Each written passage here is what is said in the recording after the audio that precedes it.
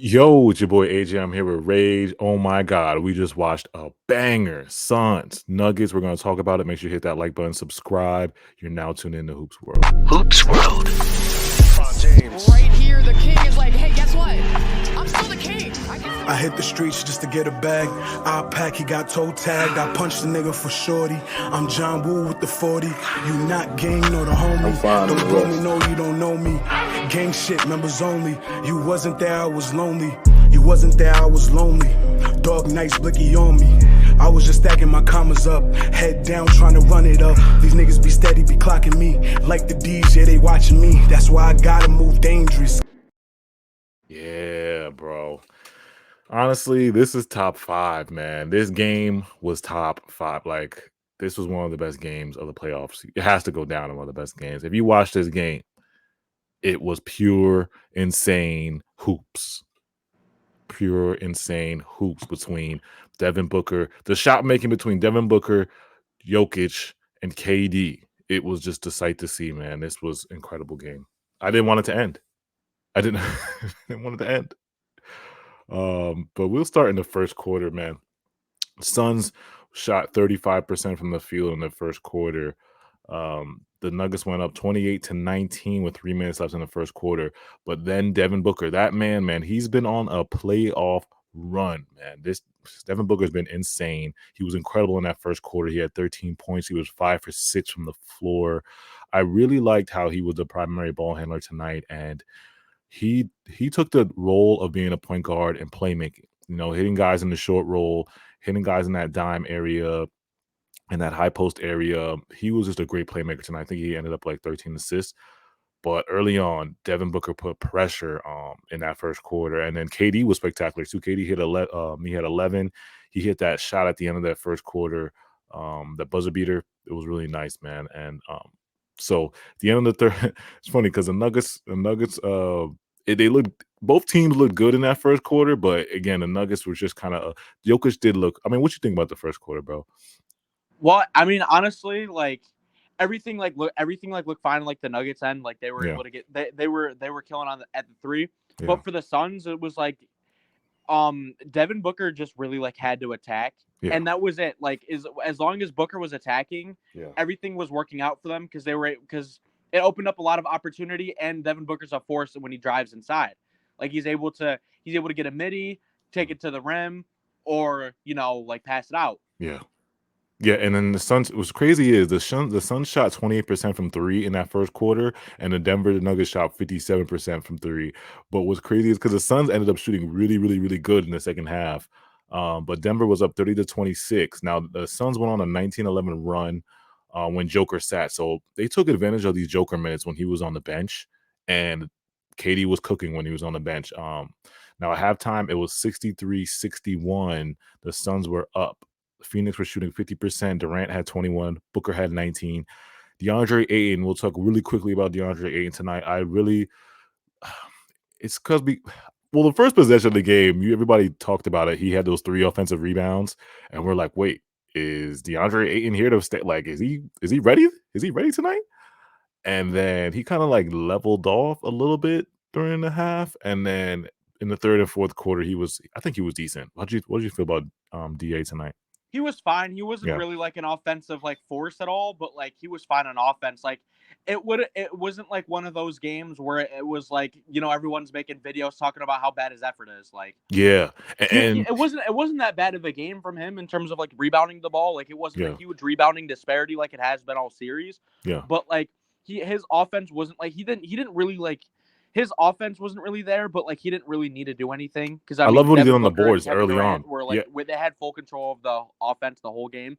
Yeah, I love what he did on the boards early on because I think Joker only had like 2 rebounds by the end of the half or something like that. Like he held Joker. He ended with like 4 or 5. Yeah, he kept Joker off the boards, and that's great. If you can keep Joker off, I mean Joker had 50, but if you can keep Joker off the boards, that's it's gonna help your team out a lot because they're not getting those second chance points. The Nuggets.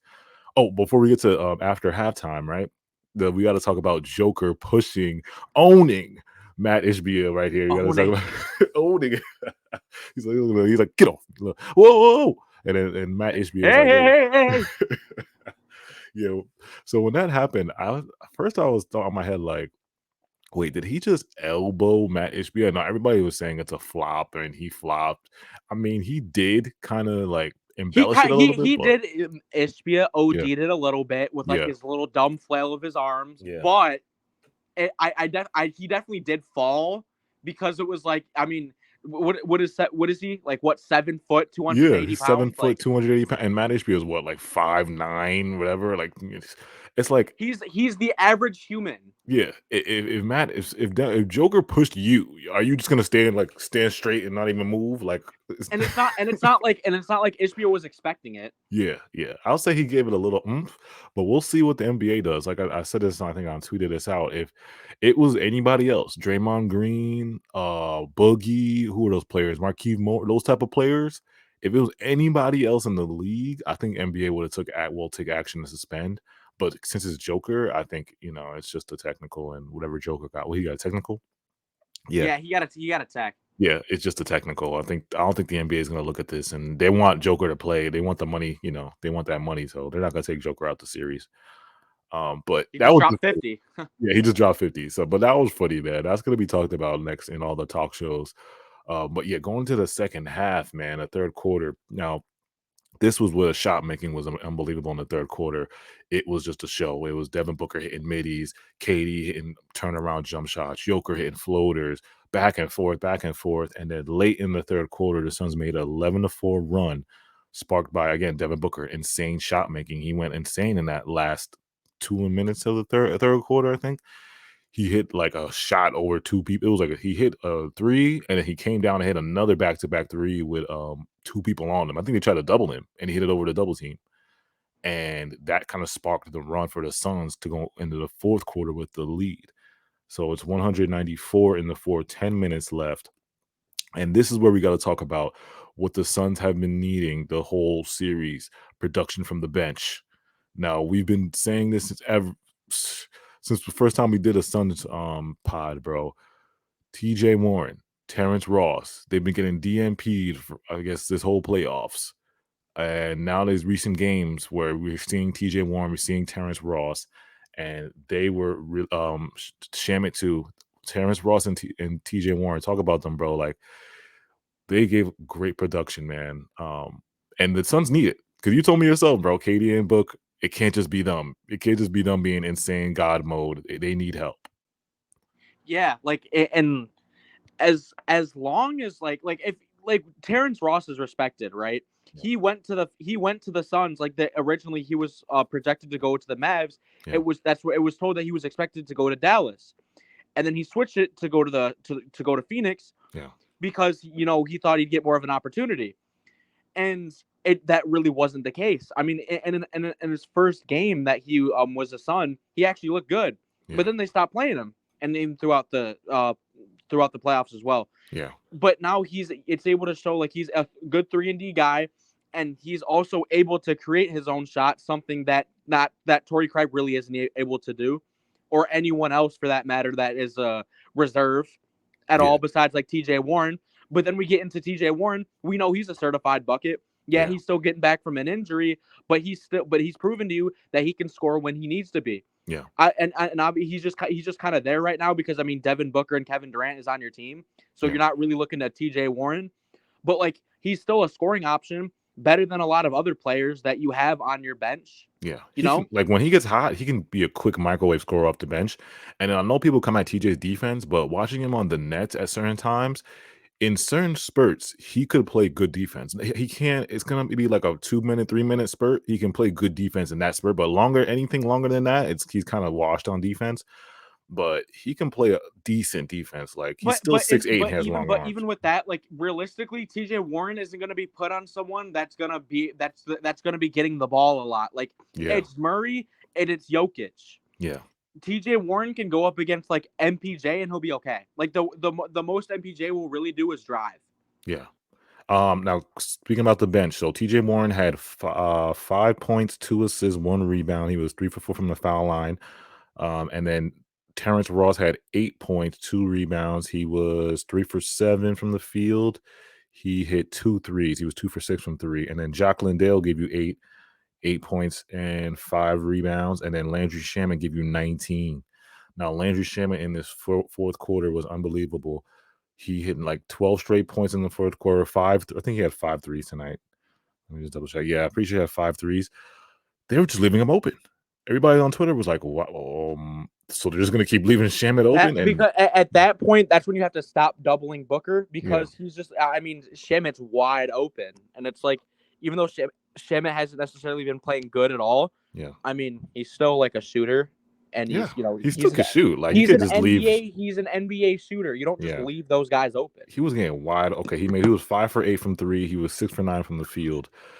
He was a big reason why the Suns made that fourth quarter push. I mean, Devin Booker and KD were unbelievable all night, but having Shamet give you that fourth quarter where he just makes 12 straight points, it just gave the Suns cruise control for that fourth quarter. And then even with all that, KD's elite shot making, Devin Booker's elite shot making, Shamet going crazy in the fourth quarter, it was still a 3-point game. Still a one possession game and it's in Phoenix too. Seconds. Like, it may have taken 50 from Jokic, but it was like, I mean, still, like, it was an insane performance out of 2 players, and Shamet had like 4 straight threes, like, you know, yeah. And with all of that, they were right there, and and like I said, that's in Phoenix. Yeah.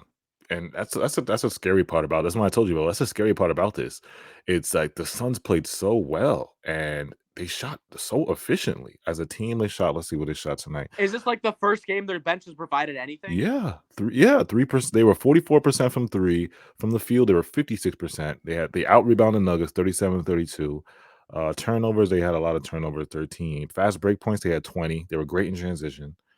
And then, I mean, the bench points was pretty good. So it's like, even with that, it's still a close game, and they still still in a tippy tip. Like, Omar Joker could have made a shot, or somebody, TJ Warren, I think, made 2 clutch free throws down the stretch, but it could have still went left, and they could have lost this game, but they won. So going to, if you're a Suns fan right now, bro, how are you feeling going to Denver? I mean, and are the Suns better without Chris Paul? I mean, that's what Suns fans are probably asking. Who even knows at this point? Because it was like, even when CP3 was playing, he still was sitting in the corner doing nothing. Yeah. So it was like, how much of a point is it really? Like, if they're not playing with CP3, it doesn't it's not like some huge weight that that's completely messing them up. Yeah.